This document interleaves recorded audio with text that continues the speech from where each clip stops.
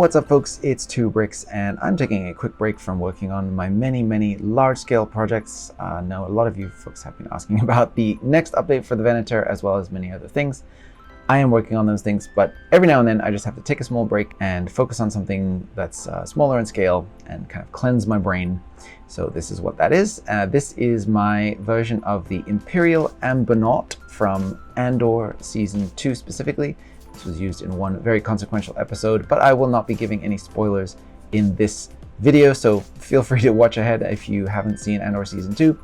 I don't know why you haven't seen it. It's very good, and I highly suggest you get on it. But this is a fun little mock, and I had a really fun time building it and getting over a lot of very specific design challenges with this. Here's an image of it side by side with the actual source material. So you can see here I really was slavish with my attempts to capture all of the details of this thing.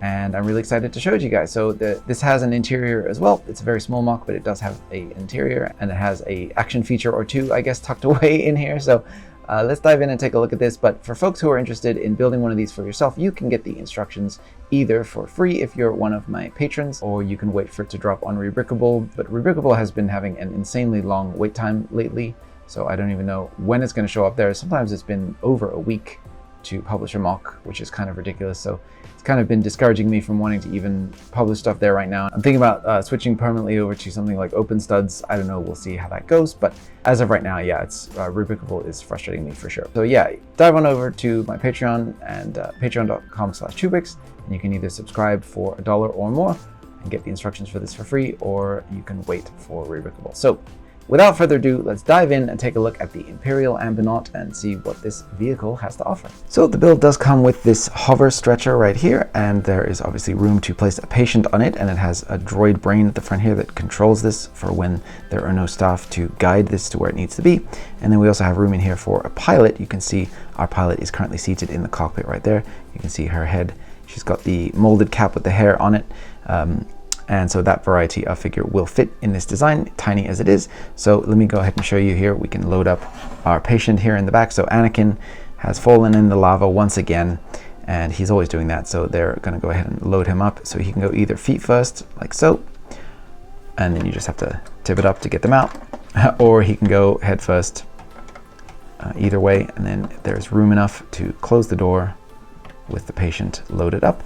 And the window is actually transparent, although you have a hard time seeing through it because it's dark inside of that space. But you can see here when I just shine the light through it, you can see through there just barely. But there are 3 layers of transparent plates that are keeping this all together. So that does make it hard to see through. But I did want this to be technically able to be looked through, because we do get a shot in Andor looking through this window as the door closes. So I thought that would be cool to be able to replicate that. So you can see here in the back we have accurate details. So we have the little small kind of engine thrusters here off to the back, and then we have these. This represents this light pattern of multiple lights that kind of are in this configuration back here in the blue color. So I really like how that turned out. We also have all of the very specific detailing in here for how these engines are configured in this little weird mechanical greebly off to the front. And I also did produce a little sticker here that is the Imperial Medical Corps logo, and I wanted to go ahead and put that on here because, as you can see in the render for this vehicle, that is actually present here on the design. And I did see another render of, or I did see another angle of this render on a different website where they had indicated that that logo is present here in a much larger fashion.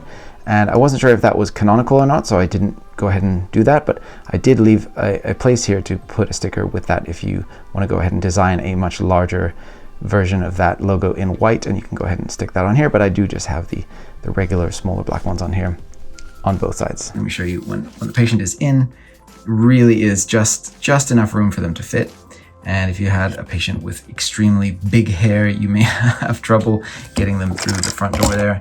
So yeah, that's just something to keep in mind. But yeah, Anakin keeps falling in lava. So once again, the emergency ambulance has been called, and then you can just close that up and he's nice and snug in there. In order to achieve this unique look here for the front canopy, I did have to do quite a bit of specific building that makes it hard to get the actual pilot out. But you can basically just remove the entire thing off of this hinge brick right here. And then your pilot is situated in here, and they have a nice little control console and a gear stick in here that they can control as well. And I did base this off of the very brief glimpse at the cockpit that we got from the show. It was shot from the back and from far away, so this was kind of blurry, but this is what I could take from it. I did notice that there was a blue screen off to the side here, and then a lever that somebody can control here, and a single seat. So I've sunken the pilot down by 1 plate compared to the rest of the level of the floor in here, because I needed as much room as I could possibly get in order to make sure that a character that has, like I said, you know, in this case, a hat or a character with a helmet would be able to fit in here and still put the canopy back on top. So this build is kind of interesting. It hinges these side windows out to the side, and then also flares them out from front to back. So it was a really, really specific canopy shape. And so the build for this had to be really, really specific, and also is not necessarily the sturdiest. Each of the individual elements is sturdy enough, but the part back here where they all connect together is a bit of a weaker part. And then also, like I said, getting this in here is a little bit more awkward. So basically what you do is you just kind of wiggle it in so that it fits through, you know, it can get a little bit stuck here on the back. And then you just push that in until this is engaged up here. And then you can go up the front here and you can just flare these out manually and kind of get the angle set for these side windows, and then just close up that front. And there you can see your pilot is situated, and it works really well. So the only fiddly part of it is just getting everything situated. Once it's actually in, it works very, very well. In the show, this white triangular detail here is sort of the emergency lights, and you can see that there's a light that sort of goes back and forth that illuminates along this strip. So obviously I wanted to capture this, you know, get this white strip in here. It'd be really cool if I could get, you know, a lighting kit or something to be able to actually replicate that pattern, but obviously that's a little bit beyond the scope of this tiny build here. The actual engine configurations back here, all of this stuff was so difficult in terms of the actual requirements for the parts for everything to fit. And I'm actually going to take some of this apart and show you in a minute how all of that came together. But boy, oh boy, was it tricky to get all of this to fit exactly just right. Some of the difficult details were having this part step up, and then having these sections right here flare out so that, you know, these smaller engines in the front and then the larger ones in the back are represented.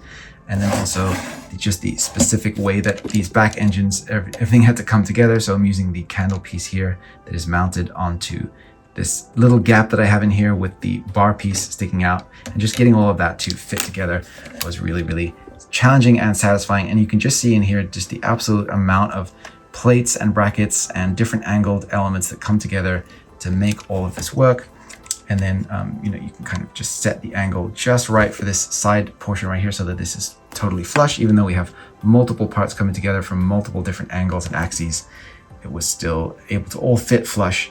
And I'm super, super happy with all of that. So yeah, this was a really, really tricky one to do. On the underside here, I was also really proud of how I got the landing gear, where I'm angling, I'm using one of these angled parts right here, and then I'm putting the 1x2 sloped element in here, and it gives it just the right clearance for this to be able to be level with this front gear right here, which is just represented by an ingot piece, and it sits nice and level with that all together. It kind of all just works out perfectly. So really, really happy with that. Back here we have this design. This design is present in the show where there's a sort of white logo in the back here that I guess represents, you know, medical care in the Star Wars world, and I just try to replicate that. Obviously very simple in here with just a few plates, but it was important to me to get all of that in here. And then also we have all these nice antenna and fins and things up here, which is represented again, just, you know, as simply as I could, but as effectively as I could to be able to capture the shapes. And this assembly right here in the render definitely looks like it can hinge maybe forward and back. So maybe when this thing is landed, it can be sort of, these antennae can be tucked down, and then these can be tucked off to the side so that it's, you know, it's kind of in resting mode. And then when the thing actually goes to take off, these can actually come up and make for some additional communications capabilities or something like that, just so that they can let dispatch know that there's patients inbound, stuff like that. And then, yeah, you can obviously get these back up as well. And I really love the way that all of that looks back here. And these really should have 2 antennae back here, but I just didn't want to sacrifice the look to try to, or I didn't want to sacrifice the legality of these connections to try to shove an extra couple of elements back here. I did try out a version where I used a grill piece and then just attached 2 of these antennae into the grill piece. And that is technically, I mean, it works, but I don't believe that it is a legal technique. So I just wanted to go ahead and keep everything nice and legal for the build. And then, yeah, I went with the standard single antenna. I think it looks okay. And then just taking a quick look at the interior here. So I just went ahead and pulled off this one side. It's actually not very difficult to do. There's just a couple of connection points here, but I just wanted to give you a better look at the interior. So I wanted to keep it nice and white and consistent back here as much as I could. So there's a few parts that need to be gray or black just because they'll be visible from the exterior. But for the most part, I try to keep it nice and harmonious. And then you can see here the single support. So I use the clear brick for that. I went back and forth of whether it'd be better to use a window frame piece or a clear piece, and I just went with the clear because it just, from the back when you're looking through this door, it just doesn't draw as much attention as a window frame would. And then, when you place your patient in here, like I was saying, the tolerance is very, very tight, but it fits perfectly fine. And then you can get your patients transported to the hospital. They can sort of rattle around back and forth a little bit in here, but that's again just kind of part of how this was all designed, and I think that it works okay. And then I also represented some of the blue lights that we see in the ceiling in the actual show back here as well. All of this underside the base to keep all of this secure is built with a very complicated arrangement of studs on the side, bricks of various kinds, and then that all connects in to make this super sturdy platform to be able to build the entire ship off of. And then, like I said, the ability to sink a trooper down just one plate in here was super crucial because you just need that clearance for the hat for everything to be able to come together just so. And I do have a little kind of notch in here where the window comes back and naturally comes to a rest, so that's what lets you set the angle and know that you have the correct angle for the window, so it won't just flop around. It's got a very specific angle that it wants to sit at there, and you can determine that by looking at, and you can kind of feel that out when you're setting it in place. And then there is just a little bit of room back here, so if you wanted to place like a little cargo crate or something, you could replace these grill pieces with like a 1x2 jumper, for example, and you could put a small crate in here and you'd have room to put some medical supplies. I didn't do that myself because without removing the entire side of the build here, which is not really intended to be done as a play feature, you wouldn't really be able to access that very easily. So I just went ahead and left this as a blank space and just put a couple of grills in here just to make it look a bit more science fiction-y. But other than that, that's basically all that there is to see with the Ambunaut. And again, just before I go ahead and reassemble this, I just wanted to show you again just the absolute array of crazy stuff happening in here to make all of this happen and get all of these very, very close tolerances to fit just right. And then that required a lot of building and rebuilding. And then once you snap this in place here, it just holds everything together. It's just locked in, and this becomes very, very sturdy. So you can pick this up and you can swish it around, and it's pretty sturdy. The only part that will break if you do too much is just the front part here. This has a tendency to want to snap off at this point right here. But for the size of the build, I believe this is a very, very sturdy MOC, and I'm super, super proud of it. So you can push on any of this stuff and it's not going to go anywhere. So yeah, really, really happy with that. And there is the Imperial Ambunaut. So I do intend upon making this part of a larger MOC series, but I've said that before. Not a MOC series, but I want to integrate this into a larger MOC of the Lena So medical facility from Andor Season 2.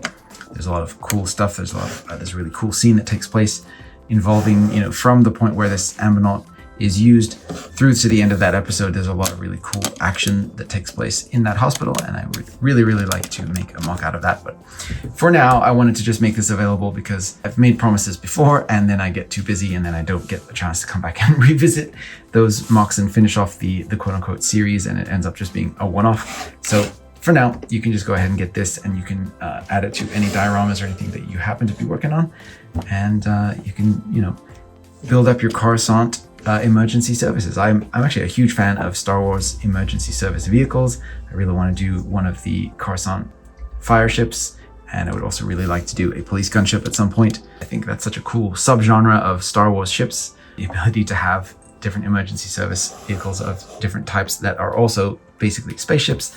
So yeah, I'm definitely going to try to do some more of those in future, especially the Coruscant fire ship and the Coruscant police gunship. I think those are both very, very cool. And this is just a kind of start of dipping my toe into Star Wars emergency service vehicles. Again, what a fun subgenre. So yep, I'm gonna get to work on the next video. Thank you guys so much for watching, and stick around for the Patron shoutout because we've got some cool stuff to take a look at here in a second. But if you've watched up to this point, thank you so much, and I'll see you on the next one. And today's Patron shoutout for the video is going to go to Nee. Thank you so much, Nee, for being a supporter of mine and helping me to do all of the things that I do here on the channel. You're going to get your Star Wars character shoutout today, and your character fan art, and you're going to get the character of N33, a mining scout droid. If you go to Galaxy's Edge at Disneyland, you can actually see these wandering around. The backstory for your character is that Nee was a mining scout droid on the spice mines of Kessel, who would be sent down into the mines and act as a sort of a canary to check out the tunnels and make sure that everything was hunky-dory, check for any collapses or anything before actual miners would go down there. On the day that Han Solo and crew rolled up to the spice mines of Kessel, an L337 inspired all of the droids to revolt. On that day, N33 was able to break free of his programming and escape, and began wandering the galaxy looking for a new purpose. Because hey, it's a big galaxy and there's a lot of room out there for somebody who wants to find their way. So thank you very much, Nee, for being a supporter of mine, and I do hope that you enjoy your character art. I'm going to get back to doing custom spaceships soon, but I actually did have quite a few patrons who've signed up since I completed the list of characters, so I have to get through those first, and then I'll get back to custom spaceships. And then once those spaceships are all designed, I'm also going to be doing Legoifications of them as well. So stay tuned for that. And don't forget, if you want to sign up and get your own Patron character art, as well as many other cool little perks and bonuses, including access to instructions for exclusive models, getting to see my videos early and ad-free, discounts on my Rubricable store, an invite to my twice monthly live hangout, and much, much more, go on over to patreon.com/2bricks. I'm super proud of all the things that I offer over there. I really try to go above and beyond for my patrons because you guys are directly financially supporting my endeavors. We're trying to get as many signups as we can, especially for the lower end. I really like when people are supporting me at the lower end so that it's not as much of a financial burden on you, and it's also something I can build up over time and that I can kind of rely on as a source of income to be able to substitute for what used to be YouTube ad revenue back before the adpocalypse made it virtually impossible to live as a YouTuber. So yeah, I really appreciate you guys on Patreon. I really can't say it enough, so thank you once again. I'm gonna get to work on the next video because I have many more to bring you, including the Venator, because I know you guys will ask. So I'm gonna get to work on those things, and I'll see you on the next video, and may the Force be with you.